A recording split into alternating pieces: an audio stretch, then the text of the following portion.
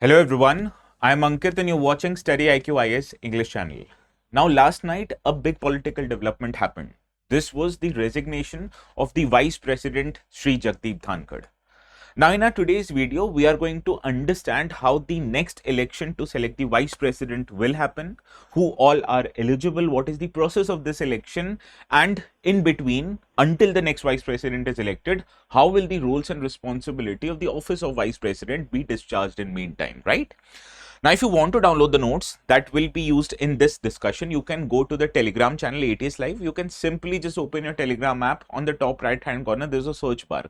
Click on it and enter the word ATS Live. You'll find the channel. But if you have still problems in locating the channel, this is the QR code that you can scan and you'll find the channel. Subscribe it if you still haven't and you can download the notes.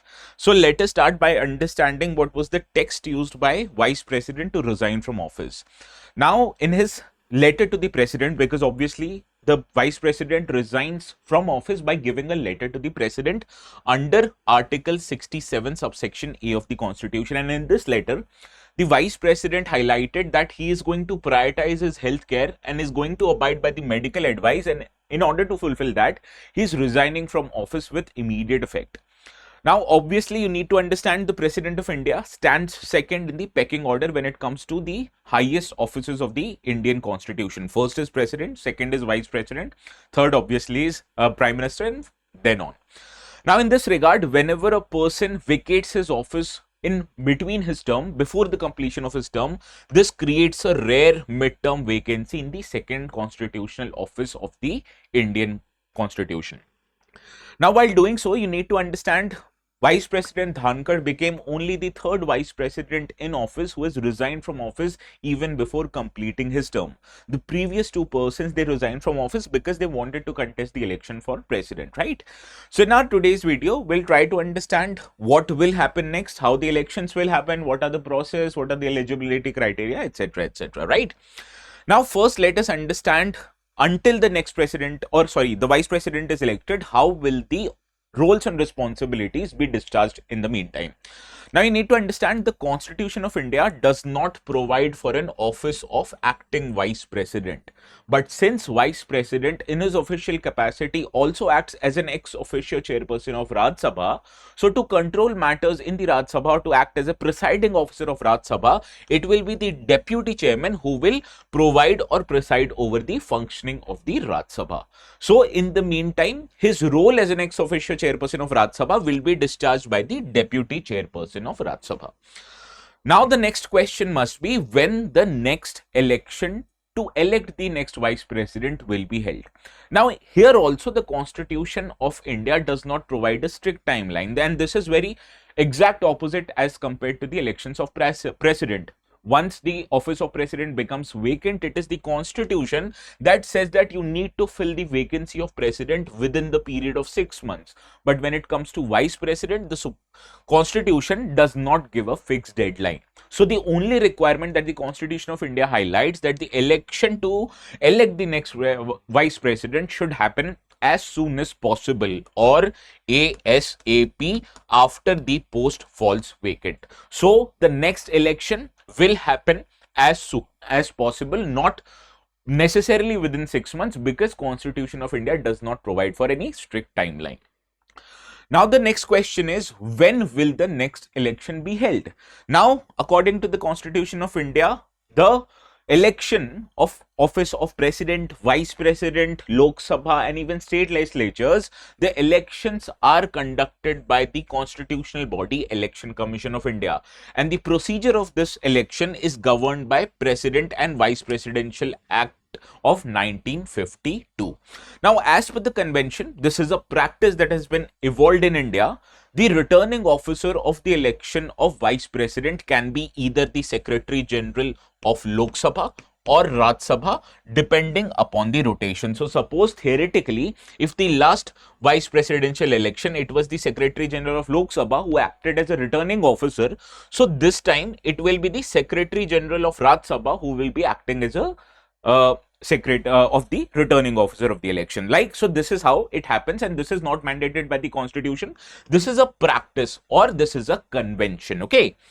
Now, the next big question is how long will the next president will serve in the office? You need to remember Vice President Dhankar was elected as a vice president in the year 2022 and his term normally would have extended till 2027, but he resigned from office in which year?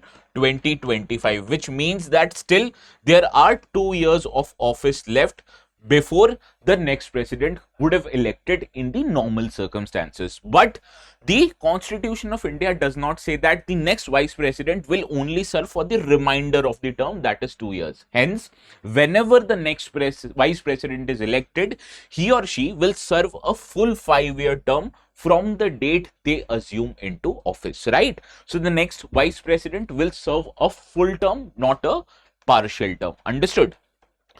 Now, the biggest question that we are going to address in our today's discussion is how or through what process is the new vice president elected?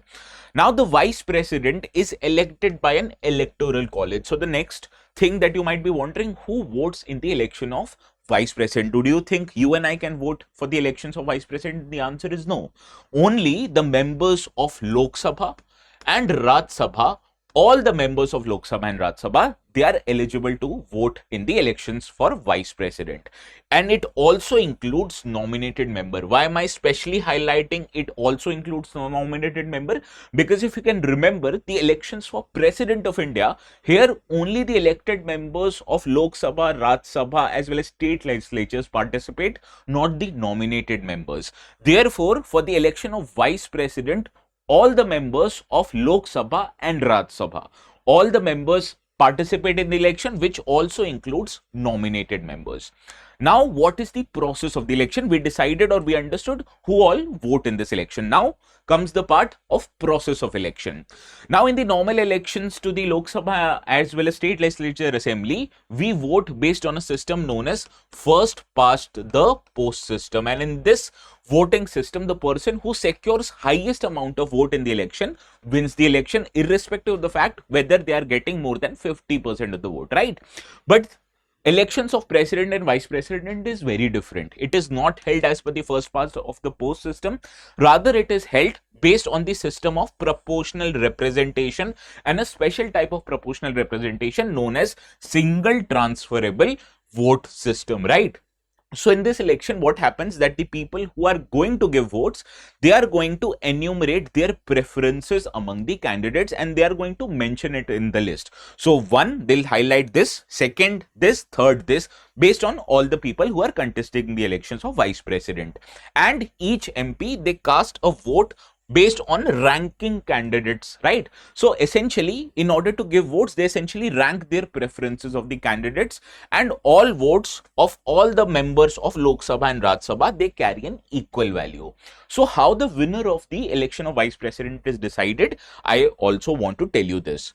Now, to declared as a winner or to declare to be winner and become a vice president, a candidate must at least secure the minimum amount of votes, which is called as a quota. And how do you determine the quota? It is very simple. You add total number of valid votes, divide this total number of valid votes by 2, and the required result out of it, you add 1 to it. This is what the quota that the candidate needs to secure in order to win this election. And suppose in the first round of voting, no candidate is able to secure this quota, then the candidate who has secured the least amount of vote, he becomes eliminated from the election, and his second preferential votes that he has got as the first preference, they are added to the existing candidates. And this process continues until or unless one candidate fulfills or gets this quota of votes, and then only the next vice president is selected. So this process continues until or unless one candidate crosses what is known as quota, and hence the declared person becomes the next vice president of India. Now, who all are eligible to contest the elections as a vice president. Now, the Constitution of India lays down certain criteria. First of all, obviously, that person needs to be a citizen of India and he or she should at least be 35 years of age. So 35 years age and above, only those persons can contest the election. Similarly, that person should be qualified to be elected as a member of Rajya Sabha and also must be registered as an elector in any of the parliamentary constituency throughout the India. Similarly, these people who are contesting the elections, at the time of contesting the election, they should not hold any office of profit either under the central or state government, and this include certain exceptions like the current president, governor or minister, right? But we have seen a convention is developed. Whenever a person who's contesting the election is in a public office, he or she usually resigns from this office to maintain the sanctity of the election, right? But it does not compel them to resign from the constitutional offices. First of all, what you need to understand, they should not hold any office of profit under the central or state government, right? So these are the criteria, these are the qualifications, these are the voting procedure that you require to elect the next Vice President of India. Understood?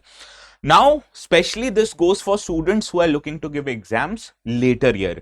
Now, many of the students who prepare for this exam, they start preparing for this exam while they are in college, even before their graduation, or they are working somewhere in an office, right?